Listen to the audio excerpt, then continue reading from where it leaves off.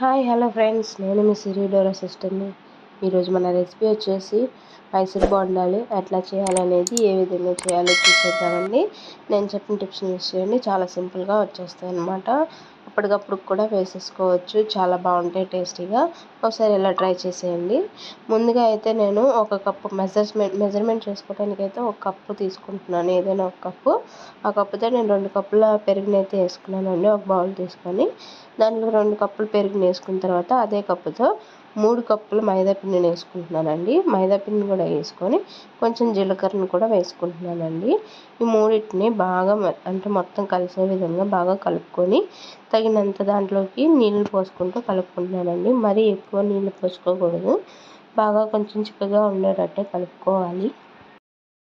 మీరు బజ్జీలు వెంటనే వేసేసుకోవాలని అనుకుంటే దాంట్లో కొంచెం తినే సోడాని, బేకింగ్ సోడాని యాడ్ చేసుకుంటే చాలా పర్ఫెక్ట్గా వస్తాయి. లేదంటే ఓవర్ నైట్ పెట్టేసుకొని దానిని మీరు మార్నింగే దాంట్లో కొంచెం సాల్ట్ వేసుకొని కలుపుకొని మీరు డీప్ ఫ్రై చేసుకుంటే సరిపోతుంది. నేనైతే ఓవర్ నైట్ పెట్టేసుకున్నాను.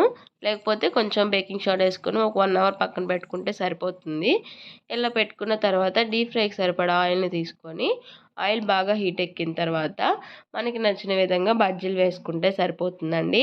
నేనైతే ఇట్లా నార్మల్గా అయితే వేసేస్తున్నాను. అంటే కొంచెం టైం సేవ్ అవుతుంది అని అనుకున్న వాళ్ళు నార్మల్గా వేసేసుకోవచ్చు, పర్ఫెక్ట్గా అవసరం లేదు. నేనైతే ఇట్లా వేసేసుకుంటున్నాను. మీరు బేకింగ్ సోడా అనేది ఎక్కువ వేసుకుంటే బాగా పొంగిపోతాయి అన్నమాట. నేనైతే కొంచెం ఎక్కువ అయినట్టు అనిపించింది నాకైతే. అందుకని కొంచెం బజ్జీలు అనేవి బాగా పొంగినాయి. అట్లా కాదు అనుకున్నప్పుడు కొంచెం తగ్గించి వేసుకుంటే పర్ఫెక్ట్గా వస్తాయి అన్నమాట, రౌండ్గా.